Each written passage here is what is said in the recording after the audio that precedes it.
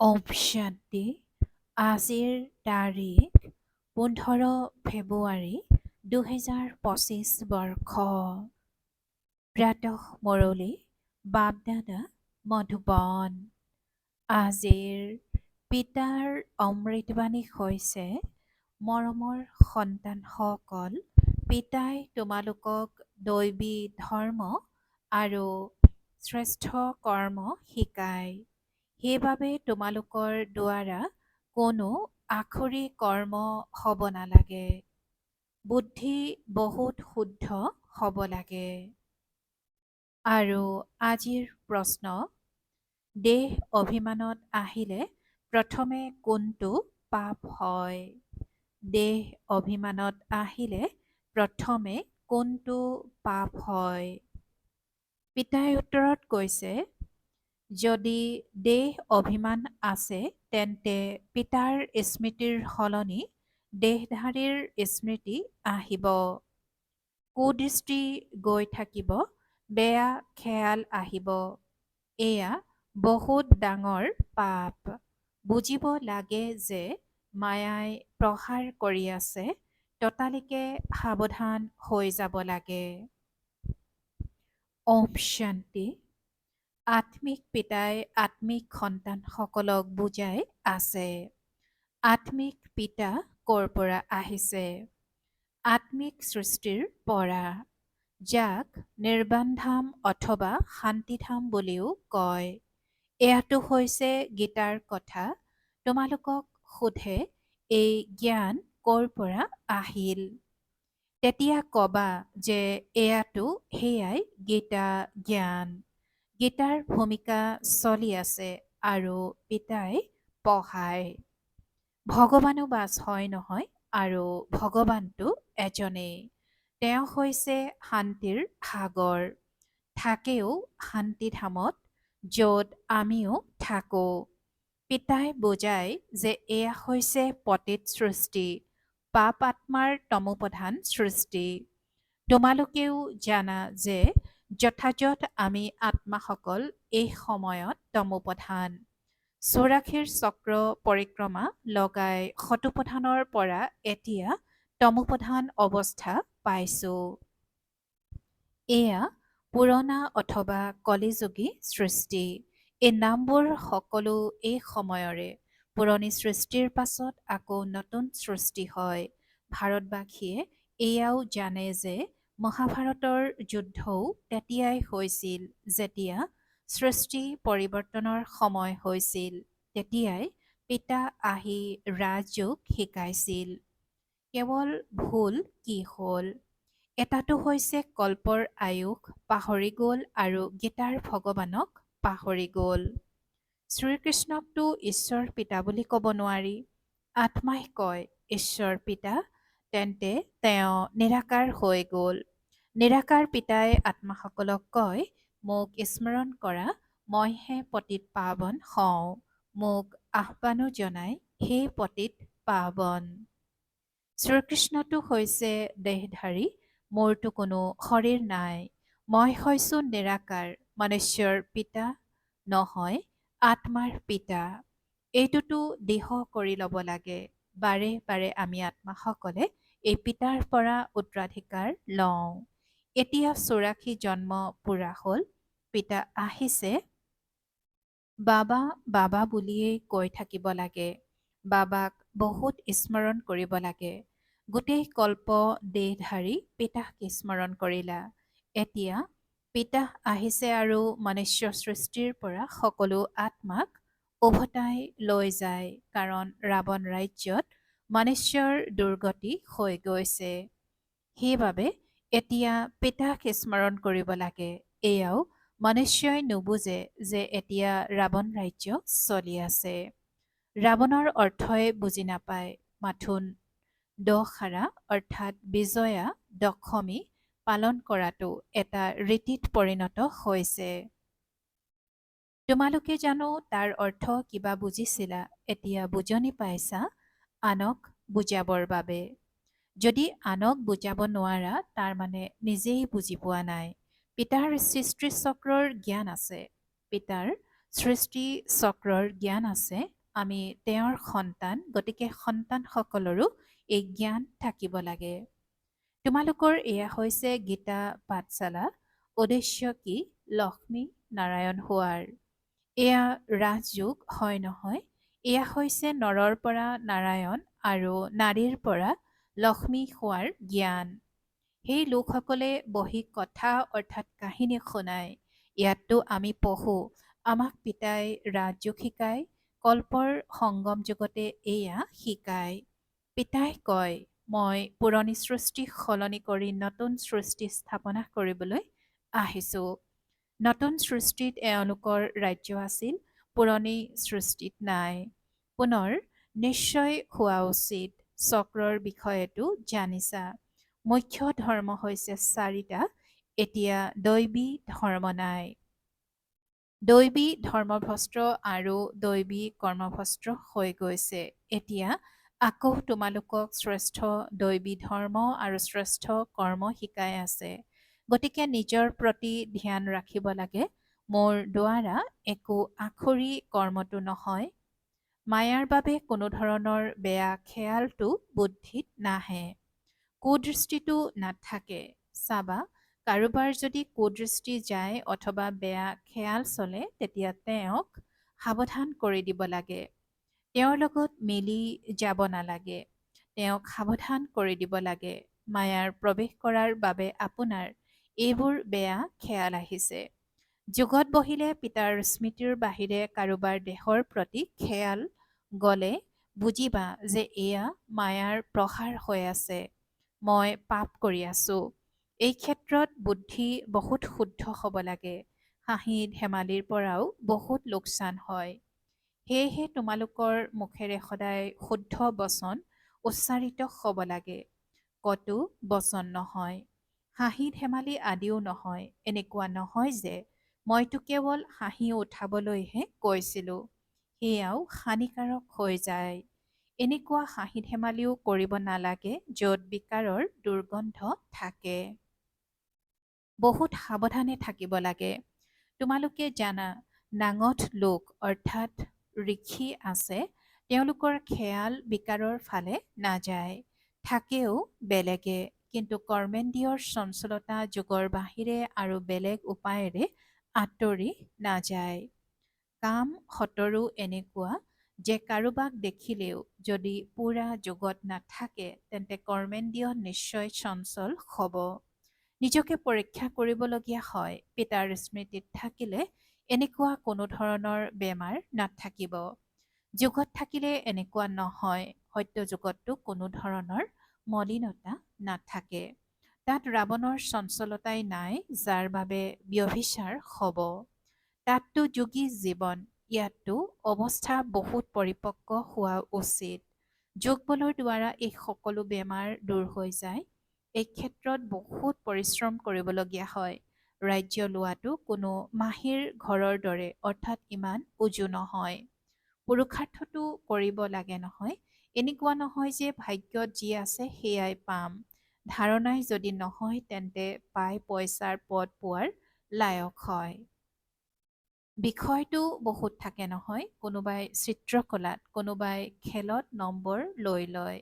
সেয়া হৈছে গতানুগতিক বিষয়। তেনেকৈতো ইয়াতো বিষয় আছে। কিবা নহয় কিবা পাব, বাকী বাদশ্বাহী পাব নোৱাৰে। সেৱা কৰিলেহে বাদশ্বাহী পাব। তাৰ বাবে বহুত পৰিশ্ৰম কৰিব লাগে। বহুতৰে বুদ্ধিত ধাৰণেই নহয়, যেন খাদ্য হজমেই নহয়। উচ্চ পদ লোৱাৰ সাহস নাই। ইয়াকো বেমাৰ বুলিয়েই কোৱা হ'ব নহয়। তোমালোকে কোনো কথা দেখিও নাচাবা। তোমালোকে কোনো কথা দেখিও নাচাবা। আত্মিক পিতাৰ স্মৃতিত থাকি আনক মাৰ্গদৰ্শন কৰাব লাগে। অন্ধৰ লাখুটি হ'ব লাগে। তোমালোকেতো ৰাস্তা চিনি পোৱা। ৰচয়িতা আৰু ৰচনাৰ জ্ঞান, মুক্তি আৰু জীৱন মুক্তি। তোমালোকৰ যিসকল মহাৰথী হয়, তেওঁলোকৰ বুদ্ধিত ঘূৰি থাকে। সন্তানসকলৰ অৱস্থাতো দিন ৰাতিৰ পাৰ্থক্য থাকে। কোনোবা বহুত ধনী হৈ যায় আৰু কোনোবা একেবাৰে গৰীব হৈ যায়। ৰাজকীয় পদতো পাৰ্থক্য থাকে। বাকী এইটো হয় যে তাত ৰাৱণ নথকাৰ কাৰণে দুখী নহয়। বাকী সম্পত্তিৰ ক্ষেত্ৰতো পাৰ্থক্য থাকে। সম্পত্তিৰ দ্বাৰা সুখ হয়। যিমানেই যোগত থাকিবা সিমানেই স্বাস্থ্য বৰ ভাল হ'ব। পৰিশ্ৰম কৰিব লাগে। বহুতৰে চলন এনেকুৱা, যেনেকুৱা অজ্ঞানী মনুষ্যৰ, তেওঁলোকে কাৰো কল্যাণ কৰিব নোৱাৰে। যেতিয়া পৰীক্ষা আহে তেতিয়া গম পোৱা যায় যে কোন কিমান নম্বৰ লৈ উত্তীৰ্ণ হ'ব। তেতিয়া সেই সময়ত হাই হাই কৰিব লাগিব। বাপ দাদা বাপ দাদা দুয়োজনে কিমান বুজাই থাকে, পিতা আহিছে কল্যাণ কৰিবলৈ। নিজৰো কল্যাণ কৰিব লাগে আৰু আনৰো কল্যাণ কৰিব লাগে। পিতাক আহ্বানো জনাইছা যে আহি আমাক পতিতসকলক পাৱন হোৱাৰ মাৰ্গদৰ্শন কৰক। সেয়েহে পিতাই শ্ৰীমত দিয়ে, তোমালোকে নিজক আত্মা বুলি বুজি দেহ অভিমান এৰি মোক স্মৰণ কৰা। কিমান সহজ দৰৱ কোৱা যে আমি মাথোন এজন ভগৱান পিতাকেই মানো। তেওঁ কয় মোক তোমালোকে আহ্বান জনোৱা যে আহি আমাক পতিতসকলক পাৱন কৰি তোলক। সেইবাবে মই আহিবলগীয়া হয়।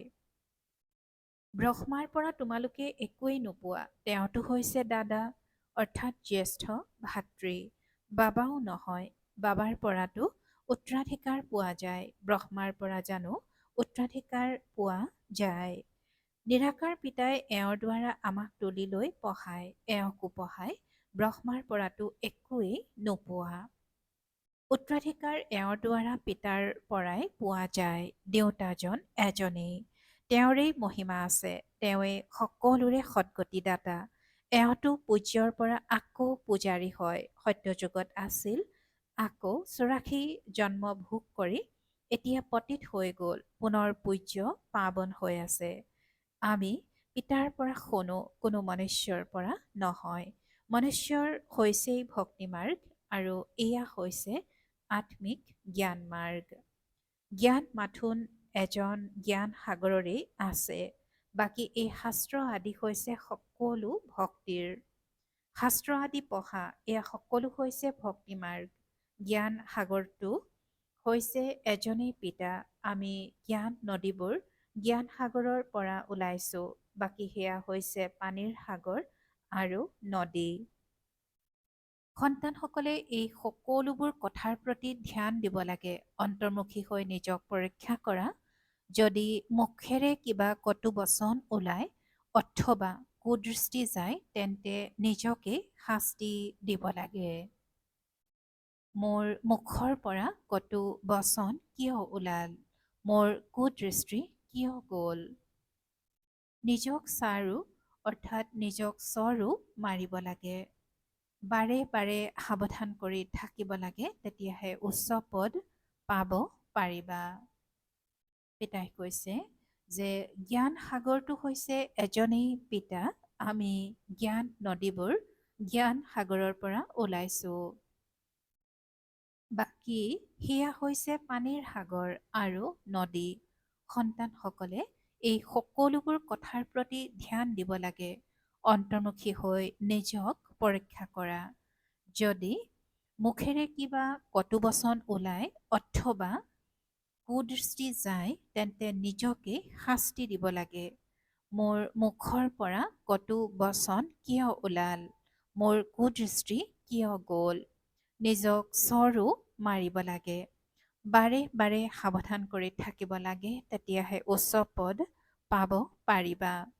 মুখেৰে যাতে কটু বচন উচ্চাৰিত নহয়, পিতাইতো সকলো প্ৰকাৰৰ শিক্ষা দিব লাগে।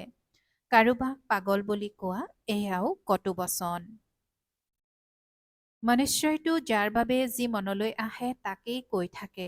একোৱেই নাজানে যে আমি কাৰ মহিমা কৰোঁ। মহিমাটো কেৱল এজন পতিত পাৱন পিতাৰ কৰিব লাগে আৰু অন্যতো কোনো নাই। ব্ৰহ্মা বিষ্ণু শংকৰকো পতিত পাৱন বুলি কোৱা নহয়। এওঁলোকেতো কাকো পাৱন নকৰে। পিতাই কৈছে যে ব্ৰহ্মা বিষ্ণু শংকৰকো পতিত পাৱন বুলি কোৱা নহয়। এওঁলোকেতো কাকো পাৱন নকৰে।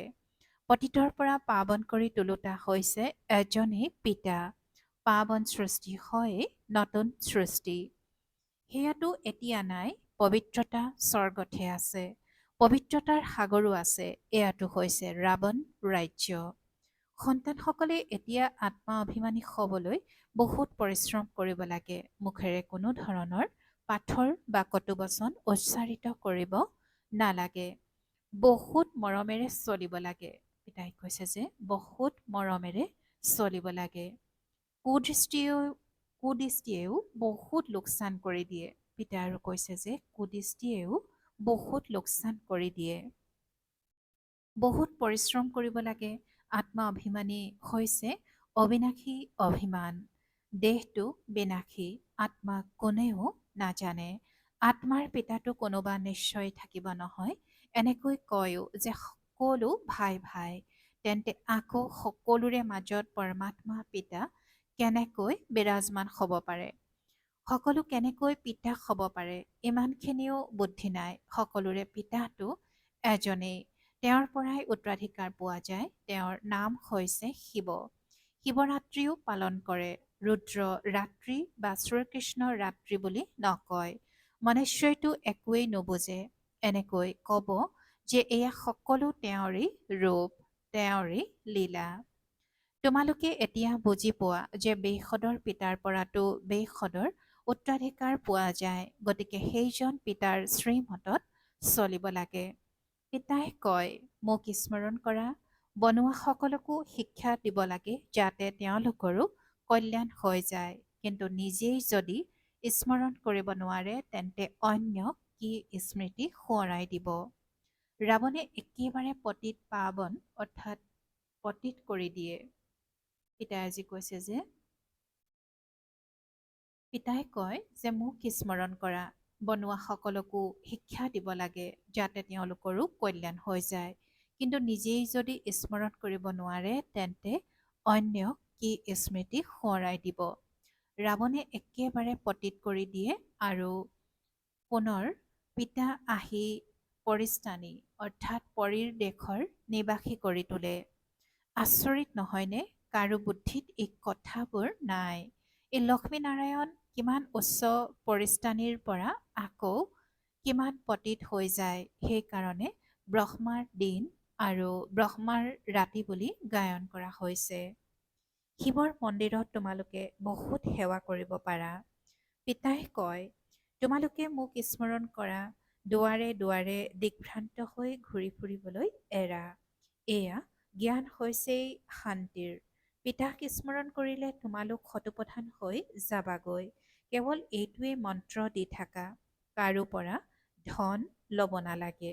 যেতিয়ালৈকে পৰিপক্ক হৈ নাযায় এনেকৈ কবা, প্ৰতিজ্ঞা কৰক যে মই পবিত্ৰ হৈ থাকিম। তেতিয়াহে আমি আপোনাৰ হাতেৰে খাব পাৰিম, কিবা ল'ব পাৰিম। ভাৰতত মন্দিৰটো অনেক আছে। বিদেশী লোক আদি যিয়েই আহে তেওঁলোকক এইটো বাৰ্তা তোমালোকে দিব পাৰা যে পিতাক স্মৰণ কৰক। ভাল বাৰু। অতি মৰমৰ কল্পৰ পাছত পুনৰাই মিলিত হোৱা সন্তানসকলৰ প্ৰতি মাতা পিতা বাপ দাদাৰ স্নেহপূৰ্ণ স্মৰণ আৰু সুপ্ৰভাত। আত্মিক পিতাৰ আত্মিক সন্তানসকলক নমস্কাৰ। আৰু আত্মিক সন্তানসকলৰ আত্মিক মাত পিতা আৰু বাপ দাদাৰ প্ৰতি স্নেহপূৰ্ণ স্মৰণ আৰু সুপ্ৰভাত আৰু নমস্কাৰ নমস্কাৰ নমস্কাৰ। আৰু আজিৰ ধাৰণাৰ বাবে মুখ্য সাৰ প্ৰথমতে। কেতিয়াও এনেকুৱা হাঁহি ধেমালি কৰিব নালাগে য'ত বিকাৰৰ দুৰ্গন্ধ থাকে। নিজক বহুত সাৱধানে ৰাখিব লাগে। মুখেৰে কটুবচন উচ্চাৰণ কৰিব নালাগে। দ্বিতীয়তে, আত্মা অভিমানী হোৱাৰ বহুত অভ্যাস কৰিব লাগে। সকলোৰে সৈতে প্ৰেমেৰে চলিব লাগে। কুদৃষ্টি ৰাখিব নালাগে। কুদৃষ্টি গ'লে নিজে নিজক শাস্তি দিব লাগে। আৰু আজিৰ বৰদান। নিৰন্তৰ স্মৃতি আৰু সেৱাৰ সন্তুলনেৰে শৈশৱৰ দুষ্টালি সমাপ্ত কৰোঁতা বানপ্ৰস্থী হোৱা। নিৰন্তৰ স্মৃতি আৰু সেৱাৰ সন্তুলনেৰে শৈশৱৰ দুষ্টালি সমাপ্ত কৰোঁতা বানপ্ৰস্থী হোৱা। আৰু আজিৰ বৰদানৰ ব্যাখ্যা। সৰু সৰু কথাত সংগমৰ অমূল্য সময় নষ্ট কৰা এয়া শৈশৱৰ দুষ্টালি। এতিয়া এই দুষ্টালি শোভা নাপায়। বানপ্ৰস্থত কেৱল এটাই কাৰ্য বাকী থাকি যায়, পিতাৰ স্মৃতি আৰু সেৱা। ইয়াৰ বাহিৰে অন্য একোৱেই যাতে স্মৃতিলৈ নাহে। উঠিলেও পিতাৰ স্মৃতি আৰু সেৱা, শুলেও পিতাৰ স্মৃতি আৰু সেৱা, নিৰন্তৰ যাতে এইটো সন্তুলন থাকে। ত্ৰিকালদৰ্শী হৈ শৈশৱৰ কথাবোৰ বা শৈশৱৰ সংস্কাৰবোৰৰ সমাপ্তি সমাৰোহ উদযাপন কৰা, তেতিয়া বানপ্ৰস্থি বুলি কোৱা হ'ব। আৰু আজিৰ শ্লোগান। সৰ্বপ্ৰাপ্তিৰে সম্পন্ন আত্মাৰ চিন হৈছে সন্তুষ্টতা। সন্তুষ্ট হৈ থাকা আৰু সন্তুষ্ট কৰা। অহ শান্তি। আৰু আজিৰ অব্যক্ত সংকেত। একান্তপ্ৰিয় হ'বলৈ, একতা আৰু একাগ্ৰতা ধাৰণ কৰিবলৈ আজিৰ অব্যক্ত সংকেত। একান্ত এটাটো হৈছে স্থূল, দ্বিতীয়তে আকৌ সূক্ষ্মও হয়। একান্তৰ আনন্দৰ অনুভৱী হৈ যোৱা তেতিয়া বাহ্যমুখিতা ভাল নালাগিব। অব্যক্ত স্থিতি বঢ়াবৰ বাবে একান্তৰ ৰুচি ৰাখিব লাগে। একতাৰ লগতে একান্তপ্ৰিয় হ'ব লাগে। ওম শান্তি।